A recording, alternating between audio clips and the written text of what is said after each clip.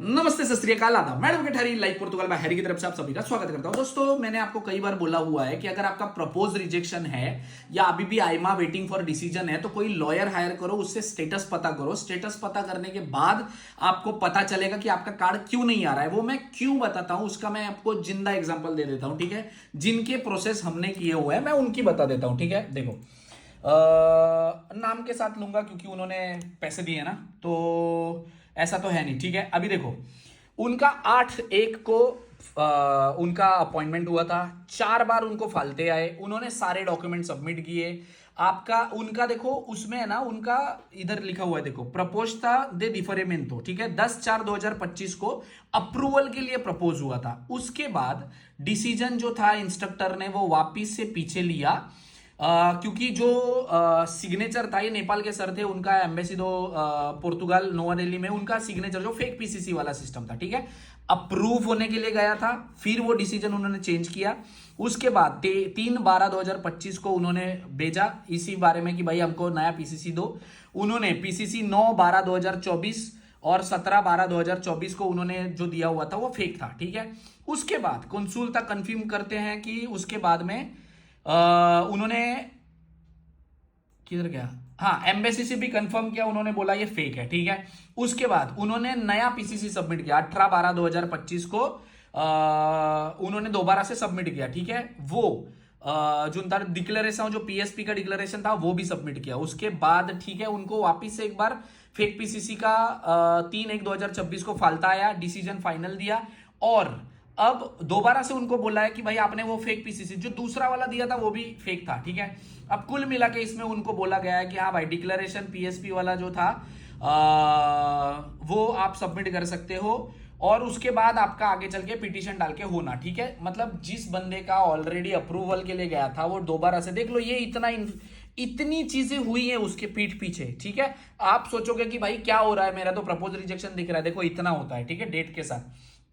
कोई और बंदा है जिनका हमने देखा हुआ था, ठीक है, उनमें ऑलरेडी उनका अप्रूव हो चुका है, ठीक है। ये कब 16/4/2026 को अप्रूव हुआ है। अब उस बंदे को अभी भी वहां पे पोर्टल पे शो हो रहा है कि भाई आपका प्रपोज रिजेक्शन है, ठीक है, ये हो गया। उसके बाद अभी ये भी एक हरजोत सर करके हैं, उनका भी हमने स्टेटस चेक किया था, देखो कितना लिख के दिया है। ये लॉयर जाकर चेक करते हैं, ये करते हैं लॉयर, तब आपको पता चलता है। ये तो लॉयर मुझे डेट के साथ आप क्लाइंट नहीं बताता है ना। देखो, इसमें उन्होंने पहले तो उनको फालता आया, ठीक है, पीसीसी का, फिर उन्होंने टाइम एक्सटेंशन लिया, टाइम एक्सटेंशन उनका एक्सेप्ट हुआ रजिस्टर क्रिमिनल के लिए, फिर उन्होंने ट्रांसलेशन करके रजिस्टर क्रिमिनल 28/1/25 को भेजा। उसके बाद उनका अप्रूव हो गया, ठीक है। अप्रूव होने के बाद, मतलब अप्रूव नहीं हो गया, अप्रूव के लिए भेजा, डिसीजन अप्रूव के लिए भेजा। उसके बाद दोबारा से डीपीएक्यू डिपार्टमेंट ने उनको बताया कि भाई इनका पीसीसी फेक था, नहीं जमेगा। फिर अल्टीमा ऑडेंसिया उन्होंने वापस एक बार भेजा कि भाई आपका नया पीसीसी सबमिट करो, वो भी आपका फेक है, पुराना वाला जो आपने सबमिट किया हुआ था, ठीक है। और उसके बाद उन्होंने दोबारा से 28/1/2025 को उन्होंने वापस से नया क्रिमिनल रिकॉर्ड भेजा। अभी उनका जो प्रोसेस है वो कंट्री आउट के लिए दिया हुआ है, ठीक है। और ये आगे चल के उनको कंट्री आउट आ सकता है क्योंकि उन्होंने सबमिट नहीं किया। अभी कुल मिला के मैं आपको इन सारे केसेस में बताता हूं, जब आप स्टेटस पता करते हो ना लॉयर से, इतनी सारी चीजें पता चलती हैं। अब देखो, 2 लोगों का मैंने आपको जिंदा दिखा दिया कि भाई उनका अप्रूवल के लिए गया था, पर वापिस से वो उन्होंने बोला कि भाई तुम्हारा फेक पीसीसी है, ठीक है। किसी लोगों का माइज दे सब्सटेंसिया का फालता होता है, किसी लोगों का टैक्सेस पे नहीं किए होते, किसी लोगों का ये आता है कि भाई आप 24 महीने में, मतलब 2 साल के अंदर आप पोर्तुगाल में रहते, उसका प्रूफ दो। किसी लोगों का अलोजामेंटो का डिक्लेरेशन सबमिट करते बट उनको मिलता नहीं है। मैं आपको शो कर दूं, देखो इतने सारे लोगों का हमने ये चेक किया हुआ है, देखो, ठीक है।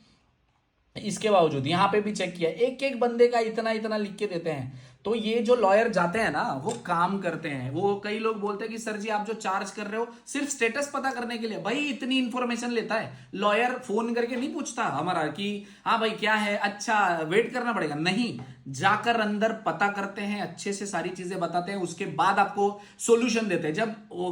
जब आप समझ लो कि चीर फाड़ करके ऑलरेडी आपका सारा प्रोसेस देख लिया, तो उस लॉयर को बेहतर पता होगा ना कि आपका कार्ड कैसे लेना है। फिर वो बताता है कि भाई ये डॉक्यूमेंट फालता है, ये पिटीशन आपको डालना पड़ेगा, वो करेंगे तो आपका कार्ड आ जाएगा। ये होती है सिस्टमेटिक प्रोसेस। इसलिए मैं बताया करता था आपको कि कोई भी लॉयर हायर करो, जरूरी नहीं कि मेरे से लॉयर हायर करो, बट अगर आपका प्रपोज रिजेक्शन है या आईमा डिसीजन पे है या आपने सीटीडी से डॉक्यूमेंट भेजे थे, अभी तक उसका कुछ रिजल्ट नहीं आया, please please please lawyer hire करो, उनसे पता करो, उनसे पिटीशन करवाओ। कोर्ट केस मत करवाओ, क्योंकि कोर्ट केस और पिटीशन दोनों अलग चीजें हैं। कोर्ट केस से आपका टाइम वेस्ट होगा, पैसा वेस्ट होगा। ये वाला फॉलो करो, इससे आपका कार्ड आएगा ही आएगा, मैं आपको अश्योरिटी देता हूं। क्योंकि जिस लॉयर को इतना सारा चीज पता हो जाता है, उसको पता है कि क्या डॉक्यूमेंट सबमिट करने हैं और आपका कार्ड कैसे आएगा। ठीक है, रेस्ट अगर इससे रिलेटेड कोई भी इंफॉर्मेशन है, गाइडेंस चाहिए होगा, तो वीडियो के नीचे कमेंट कर सकते हैं। Thank you so much.